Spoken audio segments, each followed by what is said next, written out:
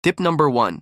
Kung ikaw ay fighter main na ang heroes mo ay katulad nila Terizla, Yuzhong, X-Borg, at iba pang fighters na bumababad sa teamfight, maganda ang pinagsamang War Axe at Brute Force Breastplate dahil habang tumatagal ka sa laban, mas lalo kang lumalakas. Tip number 2. Kapag ang kalaban ay maraming stun or crowd control, maganda kung bibili ka ng Tough Boots at Brute Force Breastplate.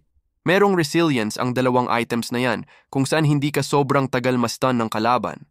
Mababawasan ang oras na ikaw ay na-stun dahil sa mga items na yan. Kung ikaw ay magic type hero, mas okay kung lagi kang may Genius, Wand at Divine Glaive para butasin mo ang magic defense ng kalaban katulad ng Athena Shield at Radiant Armor. Para damang-dama ng kalaban ang damage mo sa kanila sa pamamagitan ng dalawang items na ito na tumatagos. Kung gusto mo pa ng ganitong content, mag-follow ka na sa aking page para madami kang matutunan sa Mobile Legends.